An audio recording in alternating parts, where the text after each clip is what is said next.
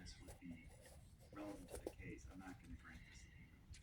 One second, Judge, if you could, if I could just say some to him so he can place him on the record. Go ahead.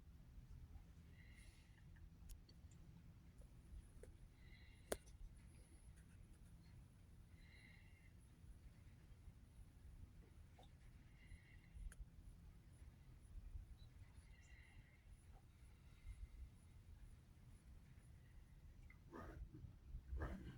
Right. Excuse me, Your Honor. The fact that Tyree Washington may have said that he was actually threatened, actually attacked and forced to make this affidavit, the fact that the prosecution just turned this over would make it relevant because it would undercut the fact that no records exist in the NDOC or anywhere about this, any altercations. That's why. It just came over from the prosecution with this video. So that's why I actually just filed that, so that wouldn't fall on a good cause exception in my eyes, Your Honor. I mean, the prosecution just told you that they didn't think that they thought it was turned over, but he did now, a year and 3 months later. I mean, it was turned over in December. It was 4 months ago. You filed this March 1st. They filed the 2022 statement in December. Right, but the courts, by the time that I got privy to the video and actually was able to see the video, that's when I filed my motion. As this court knows, I had hassles trying to get the access to digital discovery, so that's a whole nother factor. So this factors into the good cause exception because I didn't have any direct access to digital. I understand that we had to be persistent about giving you digital discovery, but that never prevented your standby counsel to come in and present you that evidence on their laptop or their tablet or whatever it may have been. The court finds it was untimely. You had the video in December. Now to make the argument that that video somehow affects what may or may not be in these reports without any further offer of proof, the court finds it's untimely, and I'm not going to grant a subpoena on that. Lastly, with respect to the news recordings, again, I don't see how this disguised William Beal in the court has anything to do with this case, but I'll let you make it. That wasn't only that, the fact that the witness Raymond Love testified that he seen this incident on the news. He testified that in court. Then we had an affidavit from a witness who said that, hey, Tyree Washington called him and told him, hey, just watch the news. I just killed Junebug. Those factors come into play. You just re-interview, and that comes into play. It makes it relevant to the fact that there's no way that we can prove it down from the internet to actually prove that it actually showed on the news that I was depicted on the news for the shooting of J.B. Watson, and that the actually confirm what the witnesses said or not. That's the more paramount reason. So your issue is because Mr. Love, you Love, believe he identified you because he saw you on the news. Right, he saw me on the news. Okay, so my response to that is you will certainly have your opportunity to cross-examine Mr. Love. You can ask him whatever appropriate question you want to ask him, including about his identification. Yes. That's an item for cross-examination. Right. Okay, those are all the motions as I see it. Two other things, and I don't want to belabor the point today, but I want to address the witness list and I want to address the rules that I mentioned of how we're going to conduct the trial on Monday. With respect to the witness list, just know that I'm going to need an offer of proof for any individual you want to call. There's a lot of people on these lists that, from what I can gather, have no involvement to the facts and circumstances of the 2009 incident. They may have something to do with what occurred after the fact in the years between then and now, but unless I hear something compelling, I can't imagine they have anything relevant to say about what occurred in 2009. So I just want to put that out there. The people have filed a list with over 30 witnesses. Mr. Ewing has filed a list with over 50 witnesses, and co-defendant has filed a list So surprisingly, I think they had the briefest list of all of you. Nevertheless, I don't know what you all have in mind, but we're certainly not going to have 100 witnesses testify in this case. I'm going to need a serious and compelling reason and offer of proof for every witness that you all want to call, and know that if it's not to do with the 2009 facts and circumstances of the killing of J.D. Johnson, I don't want to hear from those people. Does everyone understand that? Yes, Your Honor. Mr. Ewing? Yes, sir. All right, rules of the road. So I had an opportunity to go over these rules with Mr. Searcy. Just clarify one thing, the witness list that I filed on Mr. Ewing's behalf has 48 witnesses on there. You said that you think that mine might have been the briefest, so that's why I wanted to. No, I said co-defendants list might have been the briefest. Okay, fair. I recognize it's in court today, Yes. so I cannot, I don't recall, once I saw so many X's on all your witness lists, it was hard to keep track. So, Understood. one thing on that, I don't know if you all, I'd like to know, considering you both filed witnesses, I didn't double check, are they the exact same between your two filings? Essentially, yes. Okay, well, I'm clerk shaking her head no, so I don't want essentially, if you could just tell me which one is your witness list. I mean, obviously, things can fluctuate, but I would like to have like a roadmap if I should be looking at Mr. Ewing's or if I should be looking at Mr. Clemens. Okay, well, then I'm gonna withdraw the one that I filed.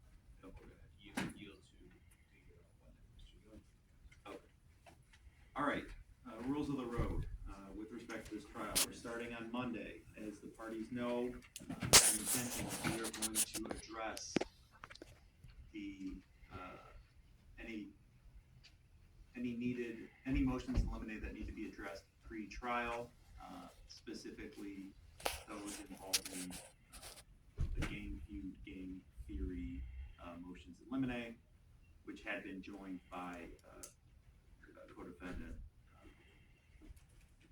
There are a number of other motions eliminate that were filed by Mr. Ewing that we may address pre-trial, or after a review of some of them, probably can be addressed if and when needed at the time it becomes an issue.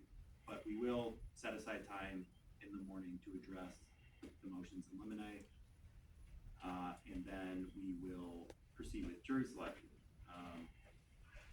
Couple things logistically, so you all know. Unfortunately, well, for starters, you all quoted me as a 2-week trial. That seems like an interesting quote, but we'll see how long it takes. Can you repeat that last sentence here? Which part? This is like the 2-week last trial. sentence. I missed something. I heard that's an interesting quote, but I didn't hear what you said right before that. The parties that quoted this as trial is lasting 2 weeks. Yeah, okay. Unfortunately, the first Friday of our trial is Good Friday the 29th. The court is only open for half a day. The court shuts down at 12 p.m. So we'll only be able to do half a day that day. In addition, the following Friday, which is April the 5th, is opening day for the Detroit Tigers. There's been a order within the Third Circuit Court. We are not to have any jurors come down on that day. So we will be unable, to the extent we're still going on the 5th, we will be unable to conduct the trial on the 5th. So just putting that out there. As I've already indicated to Mr. Searcy and advised to stand by counsel and the prosecutor last week, the court is going to be doing all the voir dire. There will be no party voir dire. The request was made last week to both parties to submit any proposed questions they have for voir dire, because when I saw Mr. Searcy, I think I saw him on a Wednesday, so I gave him to the following Thursday to submit those, and Mr. Ewing, we advised on the Thursday, and we told him that had to be in by this Friday. So those deadlines all still stand. I'm not accepting any questions after that. All statements on the record are to be done from the podium.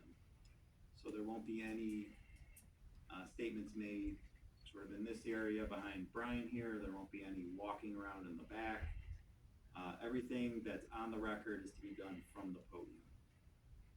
That includes opening and closing statements. That includes everything. Only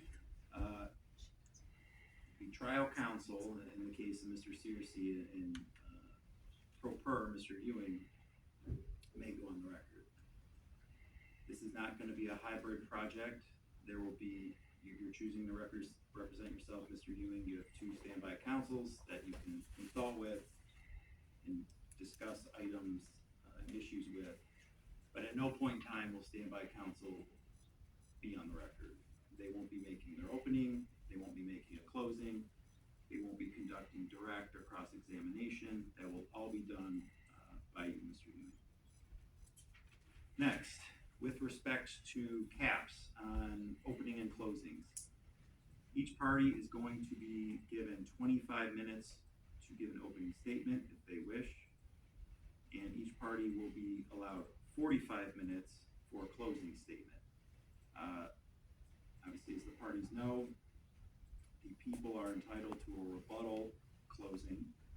As I previously advised the prosecutor at the Searcy hearing, you can allocate your 45-minute closing between the two. In other words, you'll give a closing and then you'll have an opportunity for rebuttal.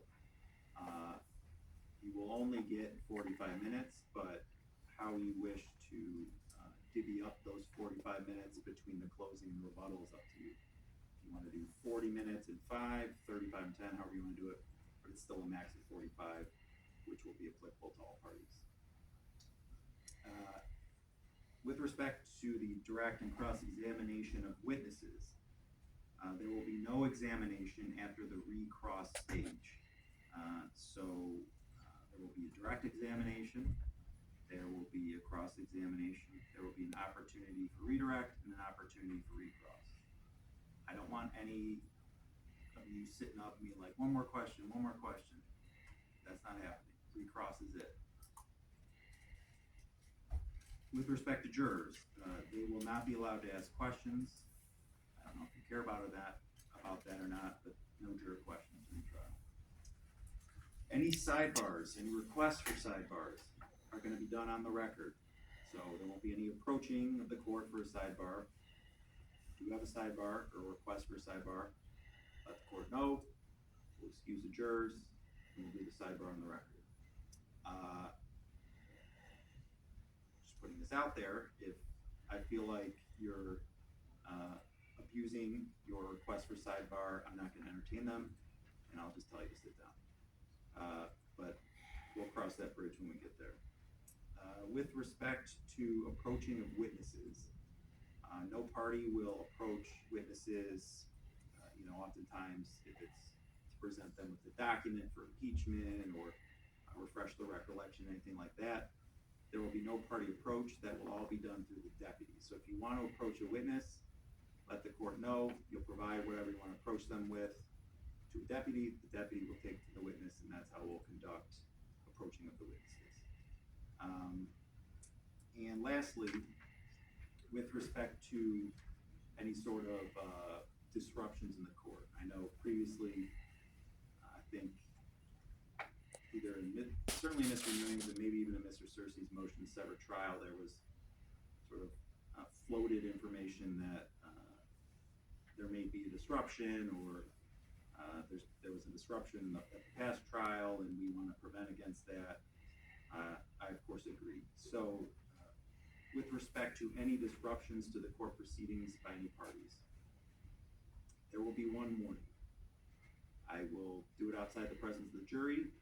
I will tell you this is your one warning, and if there's any more disruptions after that, then that defendant will have the remainder of the trial in the back.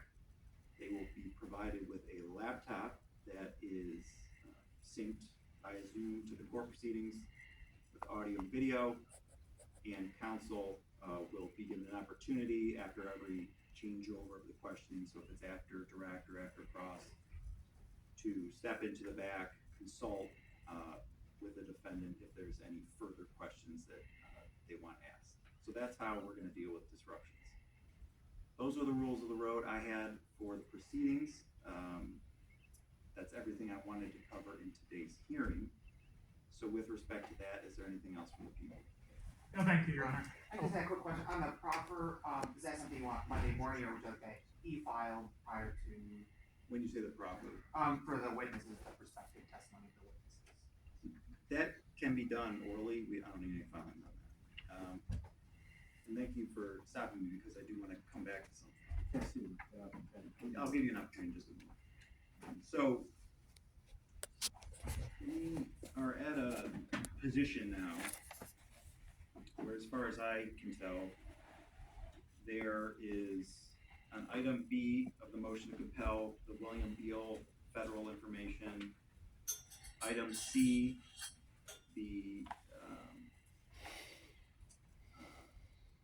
recording, potential recording that was allegedly turned over to Mr. Cripples for the Lasagna Dotson and William Beal conversation, and the alleged 2009 statement by Mr. Washington that could be in federal hands or otherwise. The court is considering these to be, I'm not satisfied really with the responses I'm getting from the people on these. So what I would like to do is, I would like the people to follow up specifically with not only the OIC, but the OIC and or the federal contact that you've been using to review the federal case, to tell me why this information has not been turned over. I also want the people in consultation with standby counsel to present an order for the court to sign today to require, to the extent there's any federal documentation related to this case, to be turned over. And with respect to the recording of the Dotson and Beal recording, I believe it was Officer Williams, Mr. Ewing is saying, had made statements that, was it Mr. Williams that Yes, said he had this recording? the other is noted on there. The OIC needs to speak directly with Mr. Williams to get to the bottom of that. And lastly, this sort of will tie into what I just told you about the federal stuff. The alleged Tyree Washington 2009, if there's some sort of statement